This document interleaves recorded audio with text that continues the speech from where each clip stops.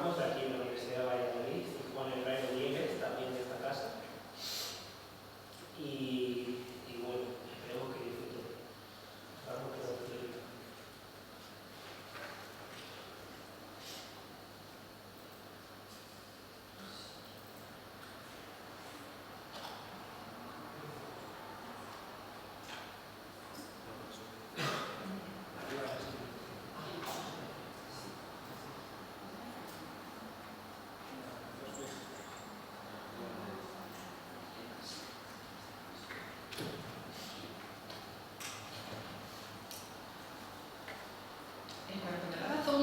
Los sustantivos del campo semántico de las capacidades intelectuales en la primera traducción rusa del oráculo manual de Baltasar Gracián.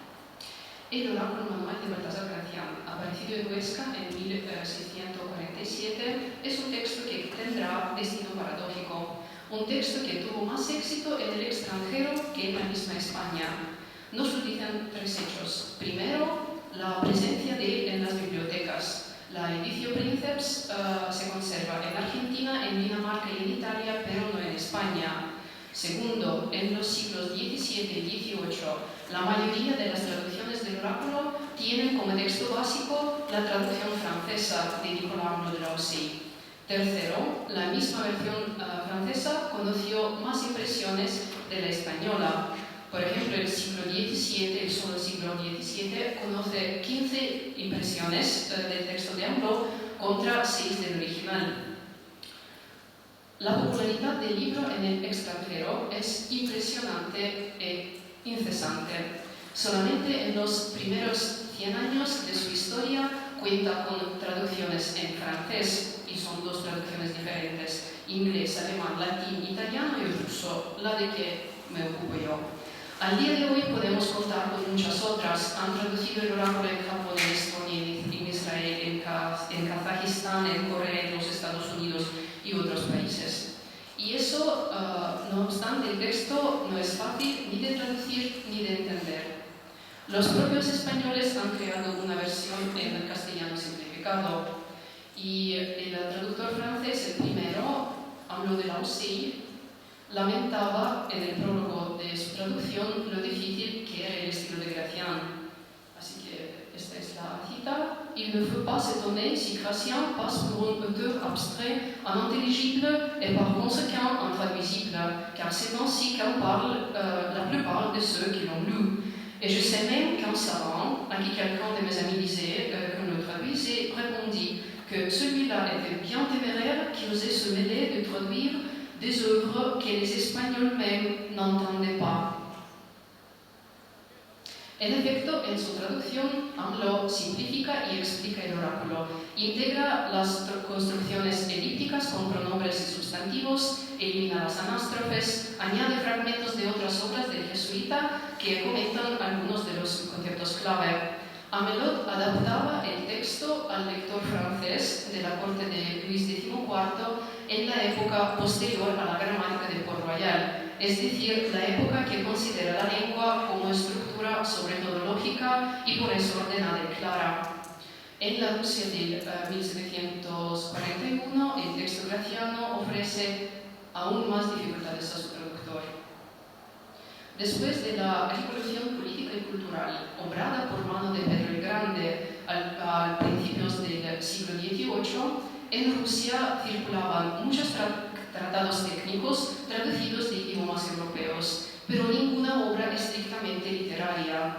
El primer intento de ofrecer al lector culto un texto de tradición cortesana, es decir, de ninguna utilidad práctica también, es del año 1730. La traducción de Le Voyage de l'amour de Paul Talmont. El traductor, Vasily Teryakovsky, trató de hablar por primera vez de los sentimientos y de las relaciones interpersonales. Como el purista y académico francés Bourgelat, él rechazaba el uso de elementos que consideraba ajenos para la lengua rusa, sobre todo los galicismos y los eslavismos. Los eslavismos son vocablos que proceden del eslavo eclesiástico, es decir, lengua de la Iglesia, de matriz búlgaro-macedonia. La revolución de Pedro el Grande creó la cultura laica, que necesitaba un nuevo lenguaje para hablar de la esfera psicológica y intelectual del ser humano. Como decir en ruso esprit. El habla vulgar no conocía este concepto, no pudiendo recurrir ni al francés, ni al latín, ni a la sabiduría de la Iglesia, y por eso tampoco al griego. Los traductores buscaban soluciones nuevas. La estrategia que utilizaron más a menudo fue la de ampliar el significado de un término ruso contiguo. No fue la única solución. En mi investigación trato de individuar modalidades de traducción que empleaba Sergei Volchkov, autor de la segunda traducción cortesana en lengua rusa y la primera de Gracián, en la situación de ausencia de un lenguaje adecuado. En mi estudio analizo las palabras clave del texto de Anlot, es decir, la traducción francesa, sin perder de vista el original de Gracián, y en su pasaje al ruso. El procedimiento principal que Volchkov, el traductor, utiliza en su trabajo es la reducción de la variedad léxica, así que la serie muy larga de conceptos se trasladan con pocos vocablos clave. En todas formas, hoy quisiera hablar de otro proceso que permite a Volchkov adaptar el primoroso y enredado tratado de Gracián a las capacidades receptivas del lector ruso de su época.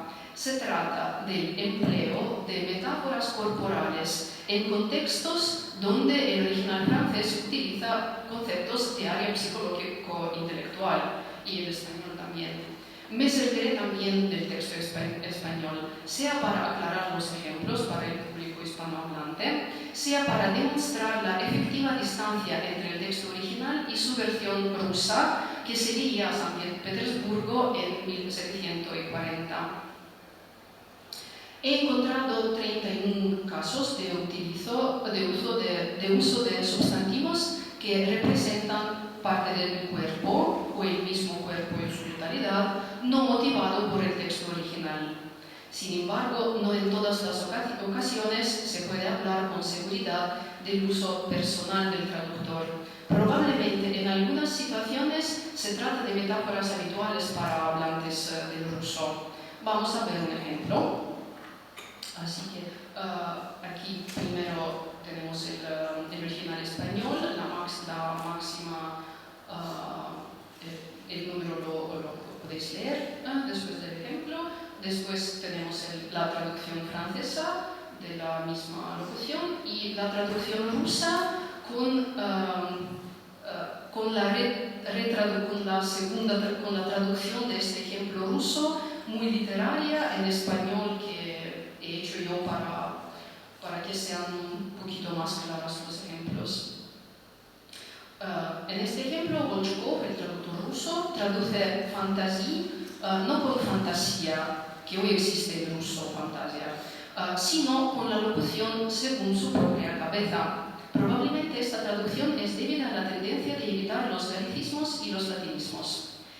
En el ruso contemporáneo no existe una expresión semejante a según su propia cabeza, y ni hay de ello evidencia para el siglo XVIII. El Corpus Nacional de Lengua Rusa conoce solo ejemplos que significan sobre su propia cabeza con la misma preposición o del texto ruso, pero con significado distinto. Es probable que aquí se nota la experiencia lingüística de Volchkov traductor, que trabajaba ya antes con el francés y el alemán. En efecto, en más lenguas romances hay locuciones semejantes. Desapunto tetto, di testa sua en italiano, con cabeza propia, per la propia cabeza en portugués. En ruso se puede decir pensar con su propia cabeza, pero cambia la construcción, aparece el verbo pensar y la preposición se disipa por la presencia del caso instrumental. Total, ya con este primer ejemplo se nota la estrategia del traductor ruso a utilizar un léxico corpóreo para referirse a capacidades mentales. En otros casos he encontrado formas de desplazamiento de una parte del cuerpo a otra. En un caso se trata de un uso lingüístico habitual más que individual. Volchkov utiliza cabeza para indicar al ser humano, mientras en Gracián y Anlot leemos rostro o cara. Diccionarios de lengua rusa indican sea cabeza, sea cara, con el significado adicional de persona, pero cara probablemente es más próximo a la lengua de la Iglesia. Los ejemplos que proponen diccionarios de lengua rusa de los siglos XI, XIV y XVII, proceden de textos de tradición eclesiástica, traducidos o menos del griego, y Liddell Scott marca el significado persona del vocablo prosopon del griego con nt, es decir, del lenguaje neotestamentario. Los ejemplos para la cabeza pertenecen a documentos más vinculados a la tradición oral, así que probablemente el traductor aquí rechace el término cara del texto original como demasiado próximo al lenguaje eclesiástico que él normalmente evita.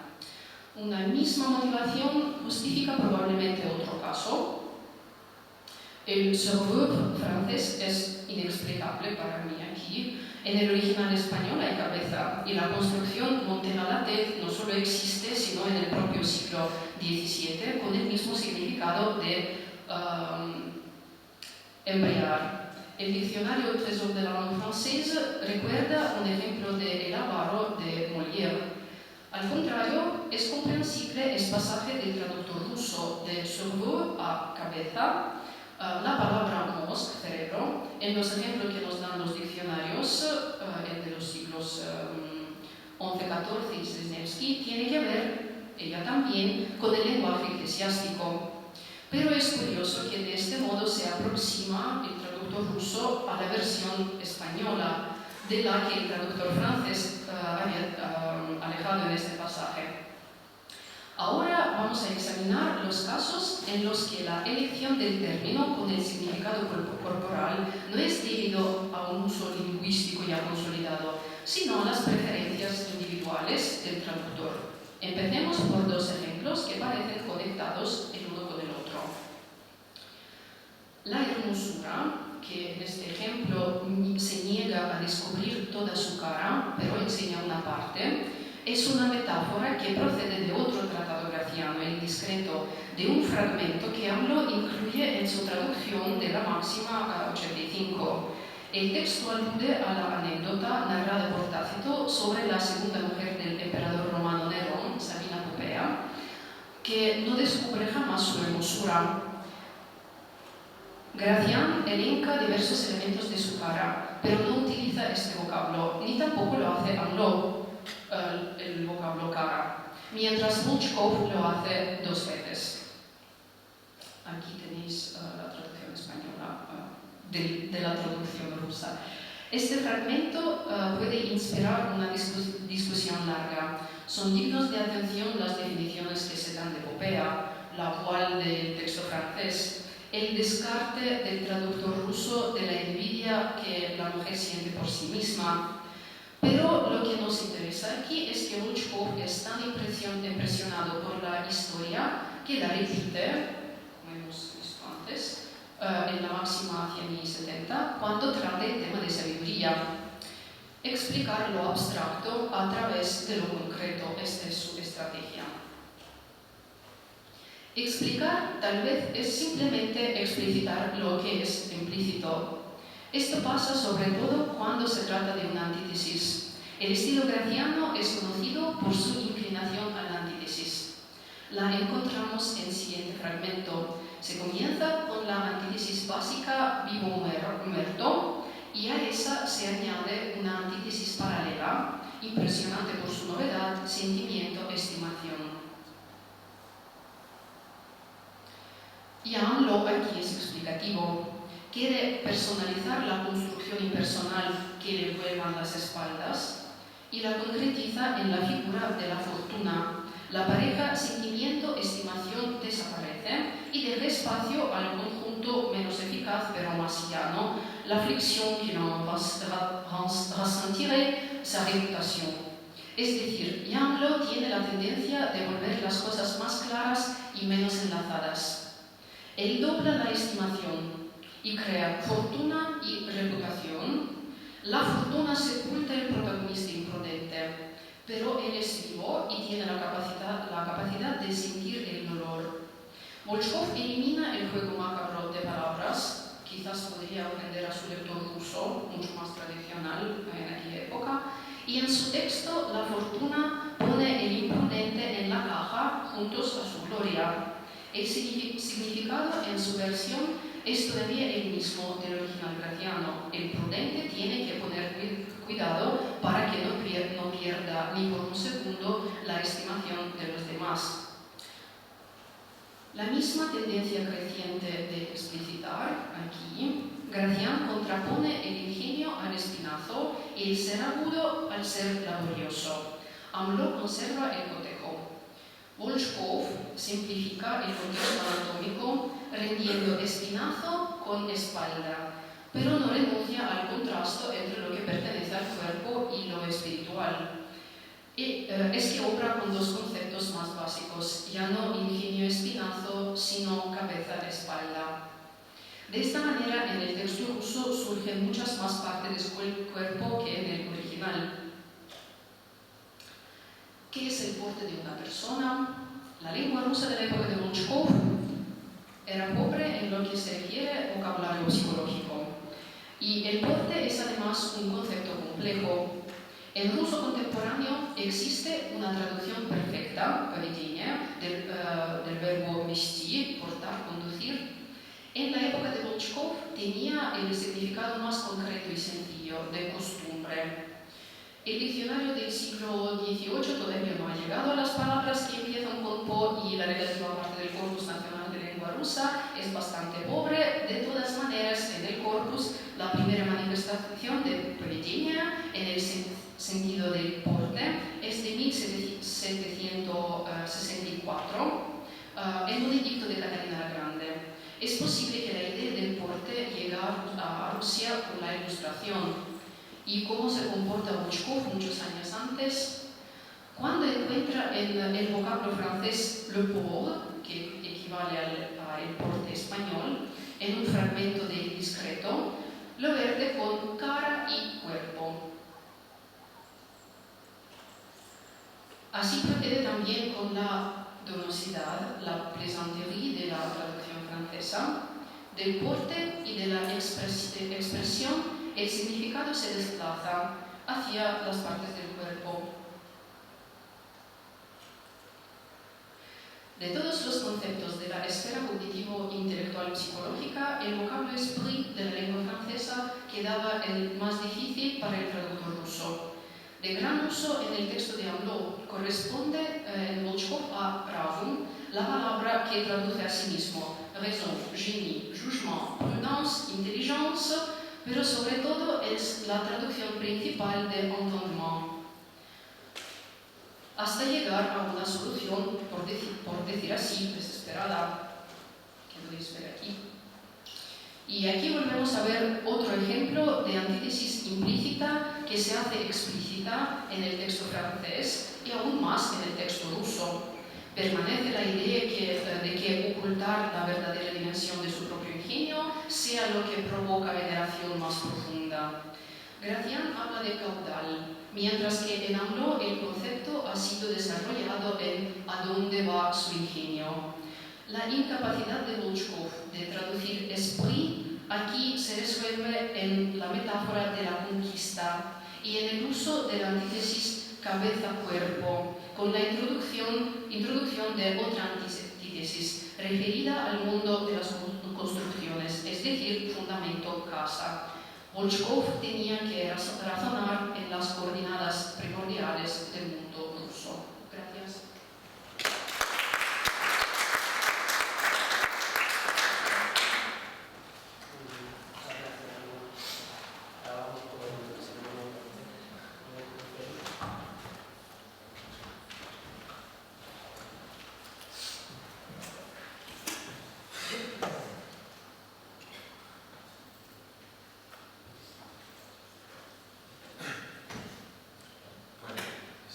Buenas tardes a todos.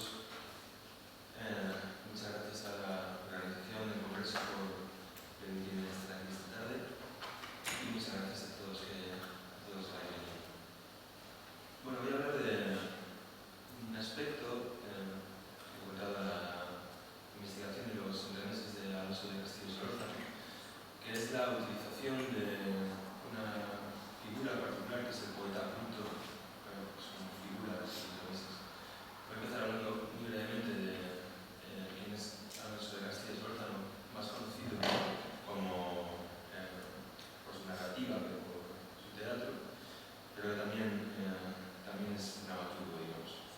Nació en Tordesillas en 1564 y se traslada a Madrid hacia 1619. Allí, desde el primer momento, comienza a frecuentar los círculos literarios, que es algo que hace en todas las ciudades en las que vive.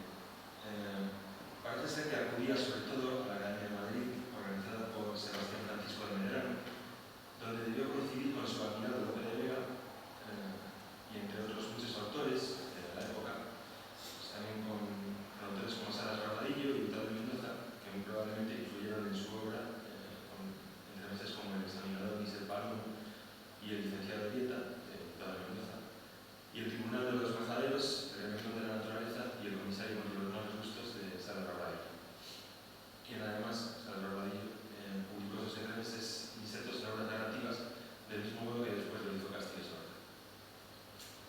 En todos estos entremeses, como en el Hospital de los Podridos, de Vilas Cervantes, tradicionalmente, la estructura es siempre la misma. Se trata de una serie de personajes extravagantes, locos, podridos, que tienen costumbres irritantes o invisibles y que desfilan ante un personaje central que pasa por ser un juez o comisario que debe decidir si les encierran en un manicomio. Probablemente Castillo Solórzano tuvo contacto con estas obras, con esos entremeses citados, antes o durante su primera estancia en la corte, y esta es la razón por la que sus primeros entremeses tienen esta forma. En cualquier caso, lo que sí que hizo desde el primer momento fue tomar partido por los poetas llanos, una rivalidad entre poetas cultos y llanos que se estaba en el momento álgido en ese momento. Como ya advirtió Cotarelli Mori, que es uno de los primeros, por no decir el primer estudioso moderno que estudia la obra de Castillo Solórzano, pues fue un enemigo acérrimo y constante, lo llama, de aquella moda literaria, refiriéndose claro al luteranismo. Y en efecto, el poeta culto es víctima de los dardos satínicos de Don Alonso desde sus primeras publicaciones. Nos encontramos alusiones a varios de los poemas, en varios de los poemas que componen Deberes del Parnaso, publicado en 1624, que es un poema satírico en su mayoría. Y también en su primera obra miscelánea, Tardes entretenidas, publicada en 1625, que incluye la novela de la corta El culto graduado, protagonizada por un bachiller aficionado a la poesía que pierde la cabeza tratando de imitar a los poetas culteranos, una suerte de Don Quijote, y que acaba siendo víctima de una burla por parte de una especie de noble que pasa por su pueblo, le conoce y le lleva a la corte donde le hacen una burla haciéndole pensar que va a ser graduado en la Academia de los Poetas Cultos. No contento con esto, Castillo Solórzano utilizará la figura del poeta culto de manera directa en 3 de sus 5 entremeses: el casamentero, el comisario de figuras y el barbador. Son los 3 primeros tipos. Cabría preguntarse si este encono se debe únicamente a una cuestión de rivalidad literaria, de forofismo, como casi parece que sugiere Cotarelli, o sin más que encono, Castillo Solórzano simplemente se da cuenta de que ha dado con una figura a la que puede sacar mucho rendimiento. De hecho, el poeta culto es la figura predilecta de sus primeros entremeses. Claro. En el casamentero, por ejemplo, que es el primero de ellos, aparece un aparatoso poeta que se presenta utilizando esta expresión, ¿no? Sus cándidas y urnias siempre en manos, señor casamentero, un eso. Hiperbato, bultismos innecesarios, etc. Y este tipo de cuestiones que los detractores de la poesía gregoriana pues era lo que les reprochaban, vamos, oscuridad innecesaria. Aquí, lógicamente, como en todos los extractos que vamos a ver, están utilizados de una manera paródica, están usando lógicamente la risa, porque al final vamos a ver si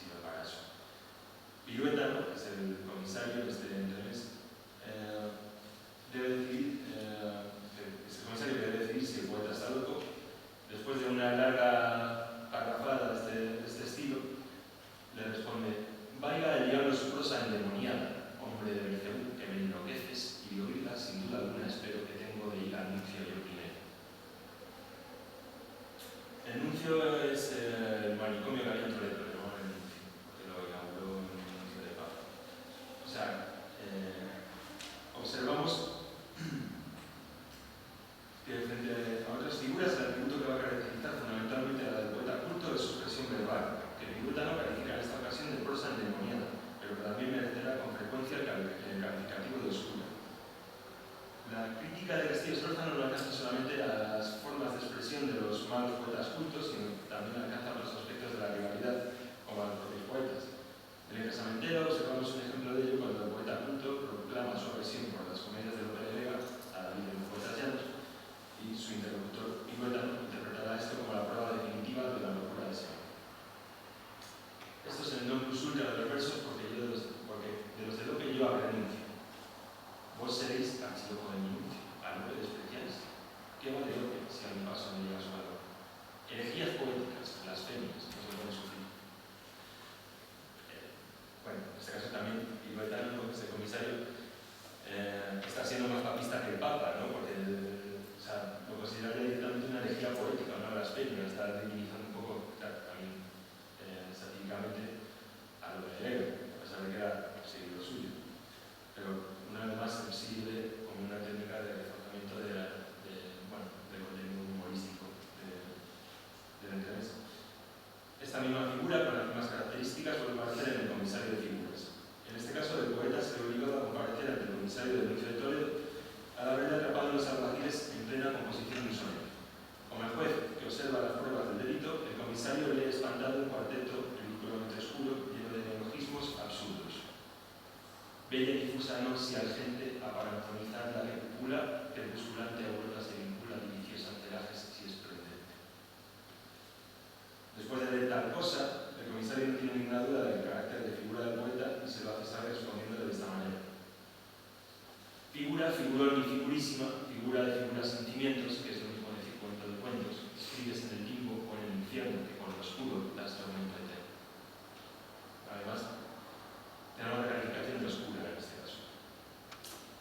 La figura del poeta culto volverá a aparecer en el Labrador, en reuniones protagonizado por otro tipo de figuras a las que el propio Quevedo, en Vida de corte y oficios entretenidos en ella, calificó como naturales, y por tanto proponiéndolas a las figuras artificiales, digamos. Es una obra muy breve de Quevedo y hace una especie de relación de las figuras que hay en la corte. Habla de figuras naturales, son los que, como son el caso de los personajes que aparecen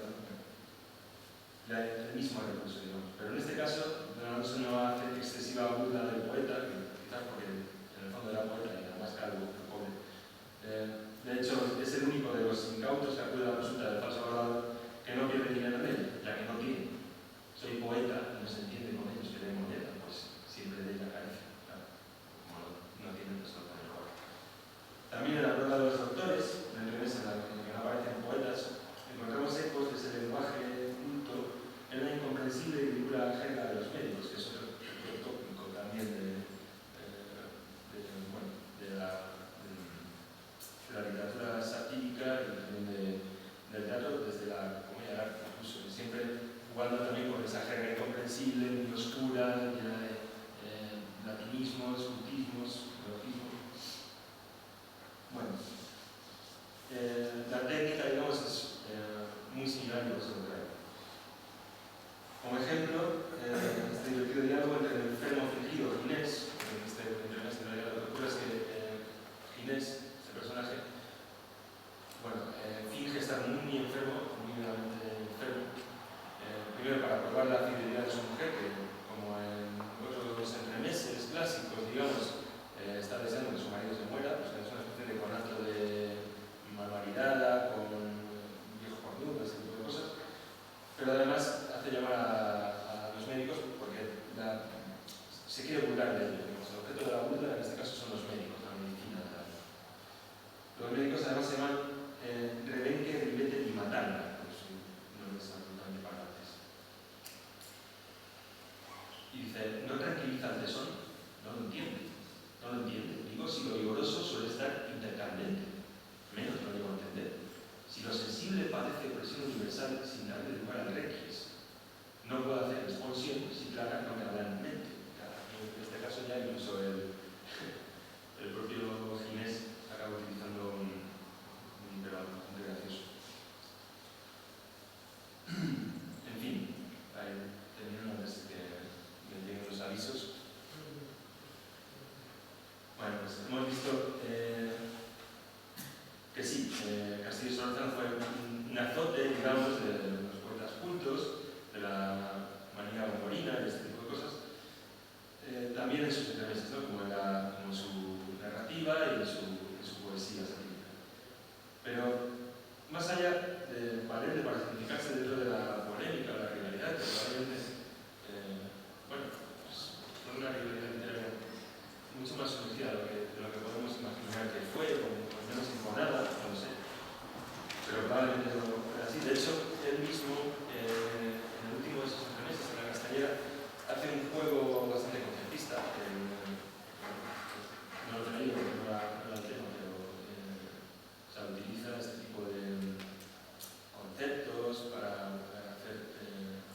crear el humor en ese tema. O sea, que al fin y al cabo, bueno, al final, él está haciendo eso también, ¿no? O sea, al parodiar a los escuchadores, lo que está haciendo es, pues, imitar su estilo, en el fondo.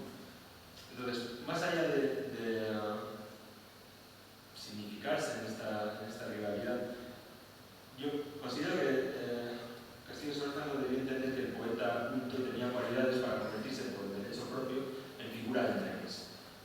No en vano, la clave de su comicidad, la oposición de un lenguaje extremadamente elevado, visible, por lo incomprensible, con el lenguaje llano del resto de los personajes, resulta ser un recurso utilizado en nuestro teatro cómico desde la Edad Media.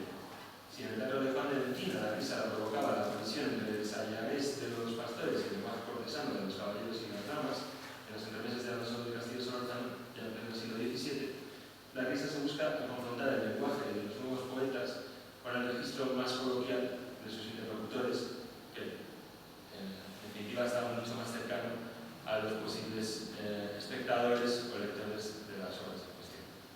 Muchas gracias.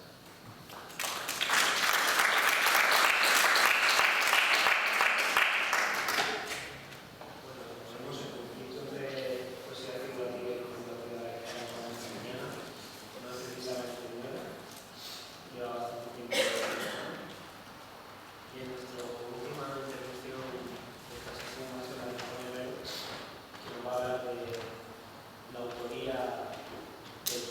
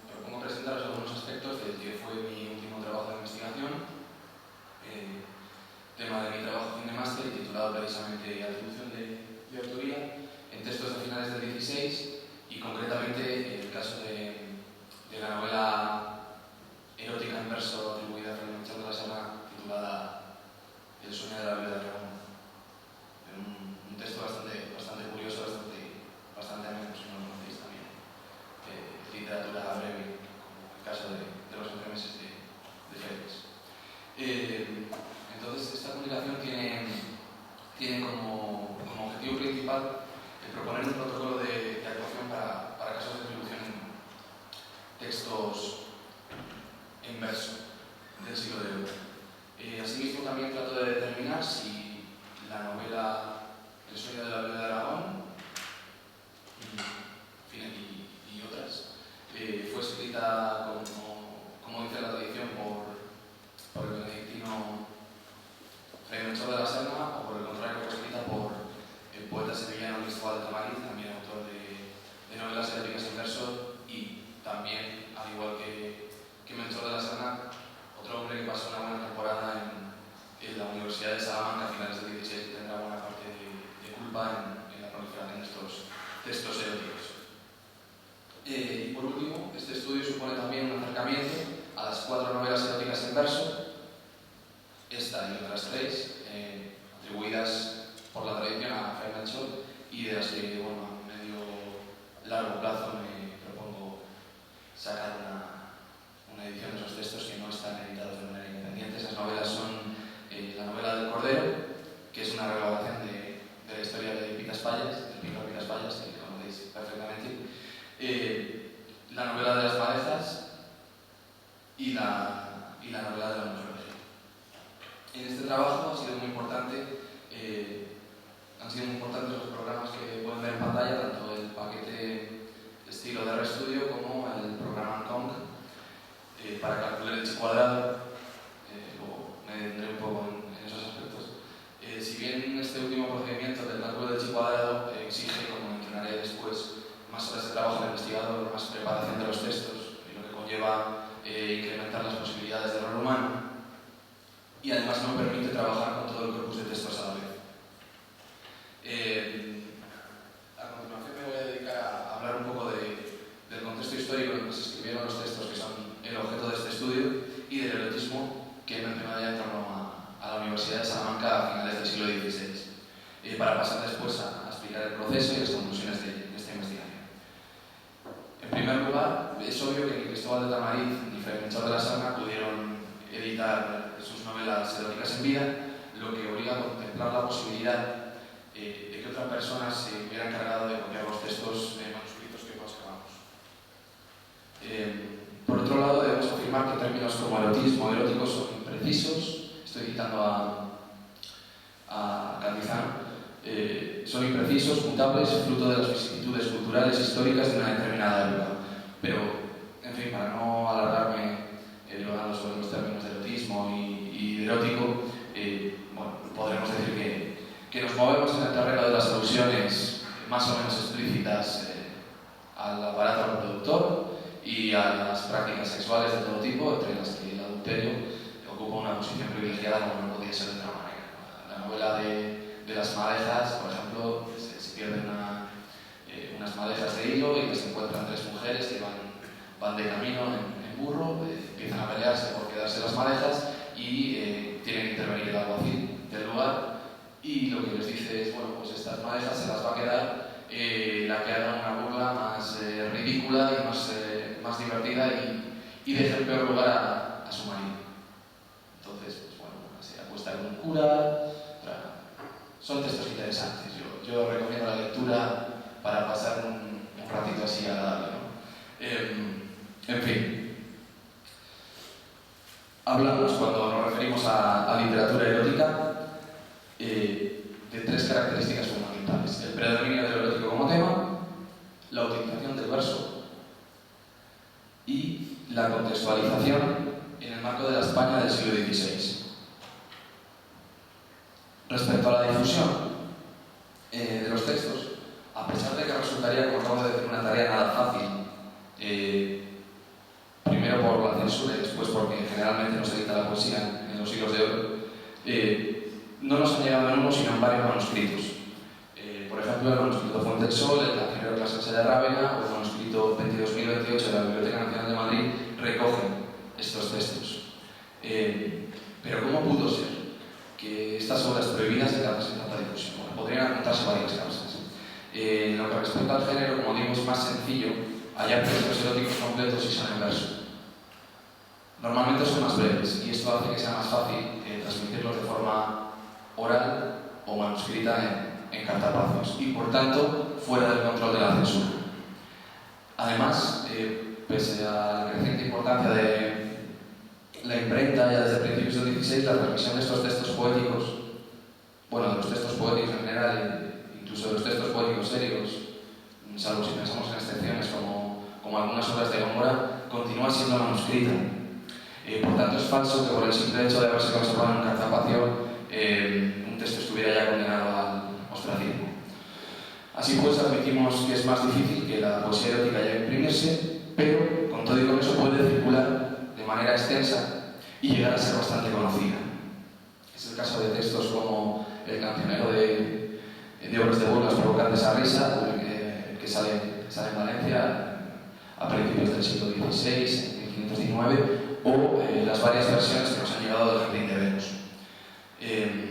Por último, hay que tener en cuenta la pericia de unos autores capaces de revestir de moralidad el erotismo superlativo. Esto no es nuevo. Ya, por ejemplo, Cristóbal de Tamarín justifica las bondades de la novela del enamorado de la mujer del cirujano al presentarla como una advertencia que tiene intención de reconducir a todos aquellos jóvenes que están en peligro de caer en pecados de la carne, ¿no? Los ejemplos al contrario, como podemos encontrar en el libro de Buen Amor o las advertencias de los textos preliminares de la Celestina advirtiendo a los jóvenes contra los usos del loco amor. Con este ejemplo lo que pretendo ilustrar es un aspecto que no conviene dejar escapar cuando abordemos textos de tema erótico, que es que lo didáctico y lo moral no tienen por qué ir juntos. Por ejemplo, un autor que se recupera en este periodo histórico es Ovidio, cuyo arte de amar no se corresponde precisamente con lo que hoy entendemos como una moralidad ortodoxa. Y esta es otra de las estrategias que pone en juego un autor como Cristóbal de Tamarín o un autor como Melchor de la Serna con el fin de burlar a la censura. Ya desde finales de la Edad Media, los lugares donde la literatura erótica adquiere un mayor desarrollo son la corte, la universidad y los conventos. Por supuesto, los motivos eróticos, como digo, no son nuevos en la literatura, pero en el siglo XV el erotismo vuelve a tomar fuerza gracias a la recuperación de Ovidio. Como señala Javier Blasco en el prólogo a su edición del Arte de Amor, publicada este mismo año, la traducción que hace precisamente Fray Melchor de la Serna es interesante por varias razones. No solamente por cuándo fue publicado, alrededor de 1580, o porque fuera un sacerdote quien se encargaba de traducir un texto de tema erótico, sino porque de alguna manera pone en evidencia que los mecanismos petrarquistas se están agotando ya, que están llegando al final. Además, supone un acto de valentía increíble haber traducido por primera vez un texto tan heterodoxo y tan perseguido en ciertos momentos de la historia como el Arte de Amar de Ovidio o de Amores. Y esto solo puede concebirse en una ciudad que tiene un caldo de cultivo como el que tiene Salamanca a finales del siglo XVI. Es decir, Ovidio está presente en los ambientes estudiantiles, siempre fuera de las aulas, de una universidad en la que los manuscritos pueden circular de manera fluida y pese a las trabas que todo texto de moralidad dudosa puede encontrar en su difusión. Ahora bien, no todas las obras de Ovidio son tan fáciles de conseguir. Por ejemplo, este Arsamandi o los Remediamores que he mencionado antes no eran leídas en las obras por inmorales. Una muestra más de que en los años cercanos al Concilio de Trento el poder llevó a cabo un agresivo control ideológico sobre diversos ámbitos y entre ellos el erótico, como indica José Ignacio Díaz Fernández, que tiene un triple carácter. En primer lugar, una censura civil que es previa a la publicación de cualquier tipo de texto. En segundo lugar, una censura inquisitorial llevada a cabo una vez que los textos han visto la luz y que funciona mediante un sistema de denuncias. Y tercero, pero no menos importante y muchas veces el más agresivo y el más difícil de cuantificar, que es el mecanismo de la autocensura, por miedo a lo que pueda pasar. Sea como sea, entre 1570 y 1580 aflora en Salamanca una literatura y una poesía de marcados tintes eróticos.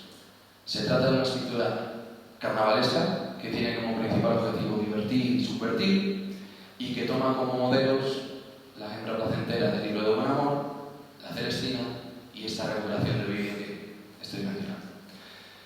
Después de esta aproximación a la erótica salmantina, me centraré ahora en la parte que tiene más que ver con la cuestión de atribución de autoría de los textos.